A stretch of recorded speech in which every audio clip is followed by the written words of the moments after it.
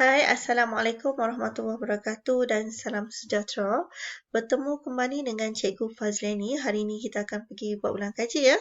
Kita mulakan dengan modul 1, pengenalan kepada perakaunan. Okey, cikgu harap semua dalam keadaan sihat. Okey, baik-baik belaka. Okey, 1.1. Perakaunan, Bidang Perakaunan, Kerjaya dan Badan Profesional. Perakaunan merupakan perekonan urus niaga, kewangan yang berlaku dalam organisasi perniagaan dan bukan perniagaan secara sistematik, termasuk sistem perniagaan, kedudukan kewangan, perancangan dan analisis kewangan. Okey, kat situ cikgu dah draw nombor 1. Okey. Dah draw tadi. Okey, yang ni yang penting iaitu simpan kira. Maksud apa? Merupakan proses perakaunan yang meliputi aktiviti mengumpul, menyusun, menyimpan, merekod dan melapor rekod-rekod perakaunan. Jadi ada berapa kat sini? Dia punya proses ya. Mengumpul, susun, simpan, rekod dan melapor. 1, 2, 3, 4, 5. Ada 5 proses murid-murid. Ada 5.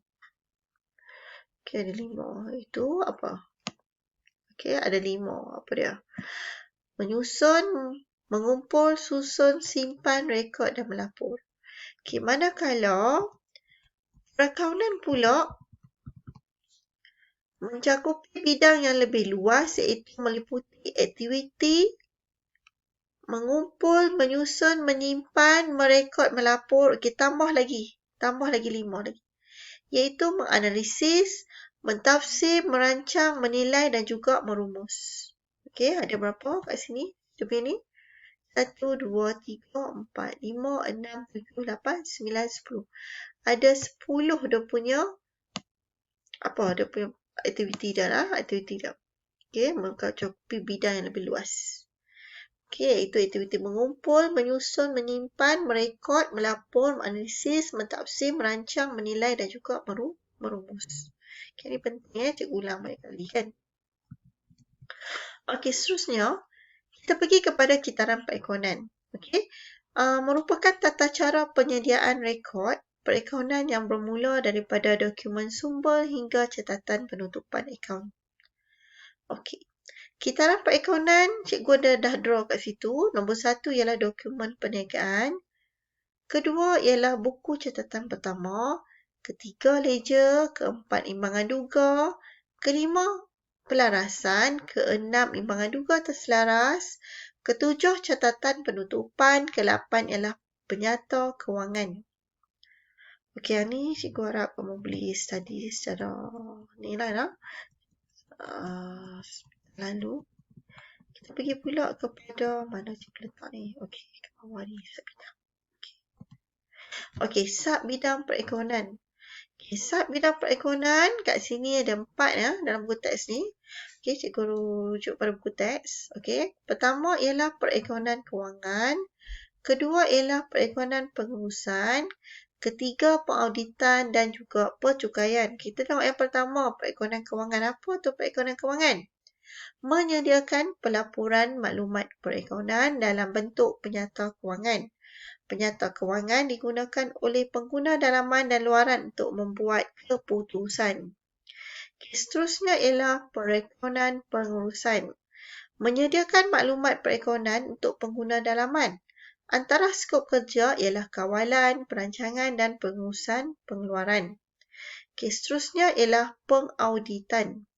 Meliputi kerja memeriksa dokumen perniagaan dan rekod kewangan untuk mengesahkan rekod maklumat perakaunan adalah betul dan tepat. Juru audit memastikan penyata kewangan yang disediakan mematuhi piawaian perakaunan yang diterima umum. Okey, seterusnya ialah percukaian. Merancang hal-hal percukaian dan menyediakan penyata cukai bagi pihak syarikat. Penasihat cukai akan memberikan nasihat dalam hal-hal pengurusan percukaian perniagaan. Seterusnya, ini ialah hubung kait fungsi perakaunan kewangan dengan pengauditan dan percukaian. Okey, laporan kewangan. Okey, pengauditan ni dia memeriksa secara menyeluruh. Okey, dan laporan audit akan dikeluarkan. Okey, laporan kewangan juga yang mendapat pendapat wajar tanpa pengecualian dalam laporan audit adalah tepat dan boleh dipercayai kerana telah menepati semua piawaian perakaunan. Manakala percukaian, penyata kewangan yang telah diaudit digunakan untuk membuat tafsiran cukai.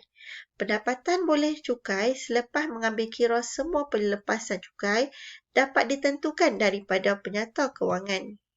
Seterusnya ialah profesional. Profesional merujuk kepada seseorang yang memiliki kepakaran dalam bidang tertentu. Okey, jadi kalau ada murid kat sini nak jadi accountant pun merupakan golongan profesional. Okey, kerana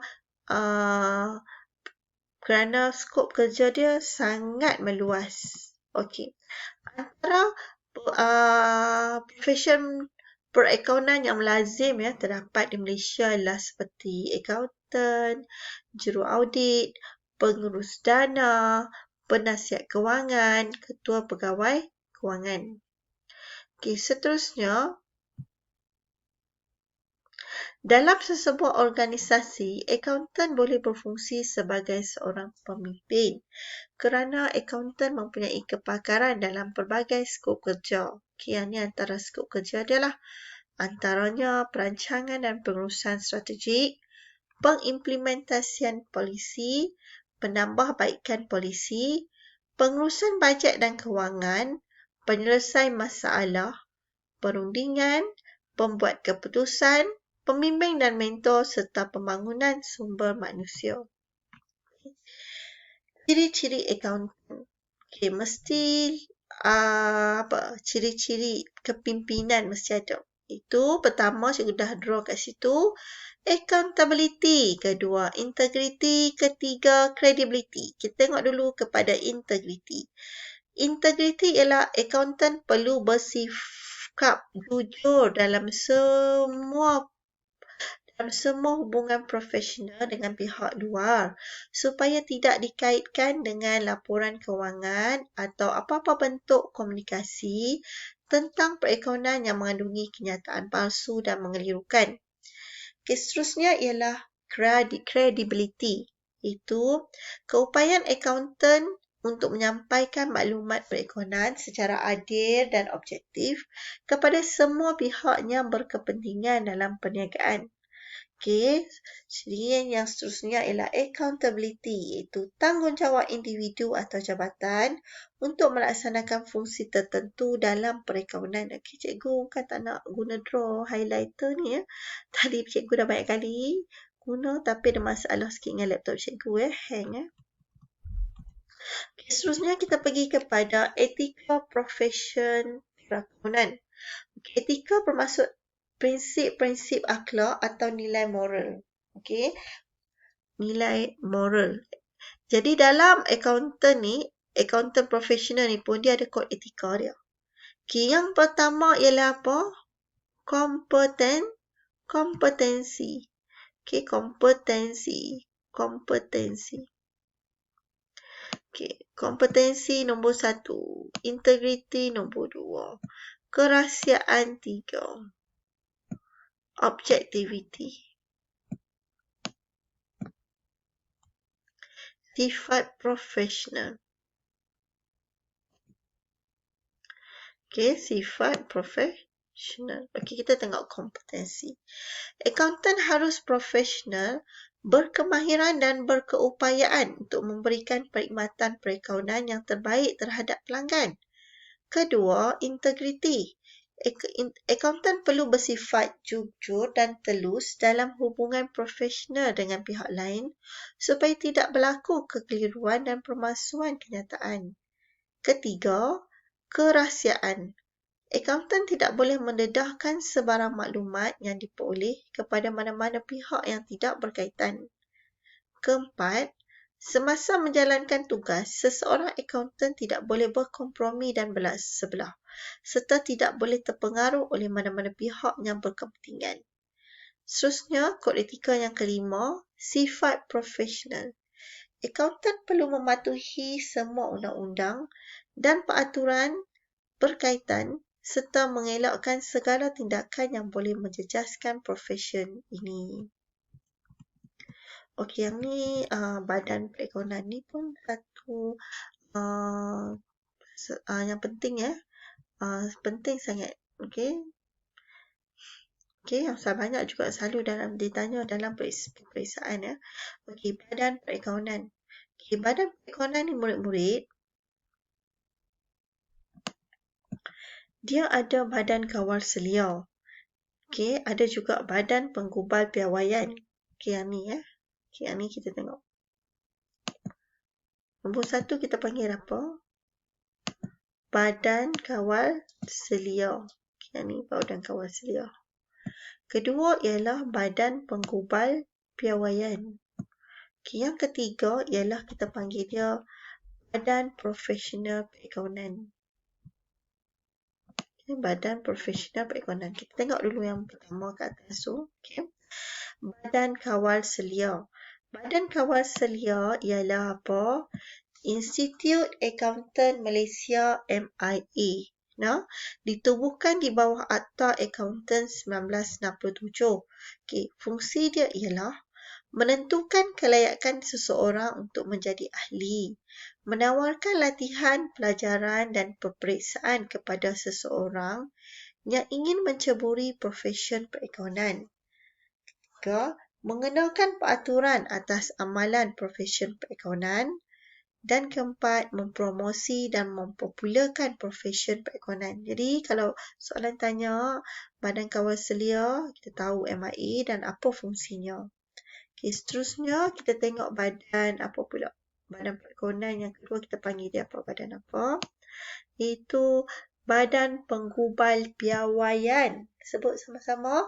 Badan penggubal piawaian ialah Lembaga Piawaian Perekonomian Malaysia MASB. Ditubuhkan di bawah Akta Laporan Kewangan 1997. Fungsinya ialah menggubal dan menerbitkan piawaian perekonomian, menyemak dan membaiki piawaian perekonomian sedia ada, bertindak sebagai penasihat kepada akaunten.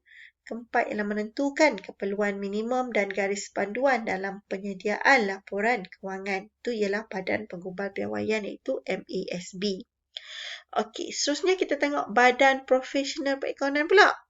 Badan profesional perekonomian pertama ialah Institute Accountant Awam Bertauliah Malaysia, MICPA. Okay, ditubuhkan pada tahun 1958. Okay, sebelum ni dikenali sebagai MACPA. Fungsi dia ada 3. Pertama, memajukan profesion perekonomian melalui latihan dan peperiksaan. Kedua, melatih dan melahirkan akaunten bertauliah. Ketiga, melakukan penyelidikan dan pembangunan dalam perekonomian. Okay, badan profesional perekonomian yang kedua ialah SCIMA, iaitu Chartered Institute of Management Accountants. Okay, ditubuhkan pada tahun 1919 dengan nama Institute of Cost and Work Accountants, ICWA. Okay, itu dulu nak. Kemudian ditukar nama kepada Institute of Cost and Management Accountant, ICMA, pada tahun 1972 dan ditukar lagi sekali pada tahun 1986 hingga kini kepada Chartered Institute of Management Accountant.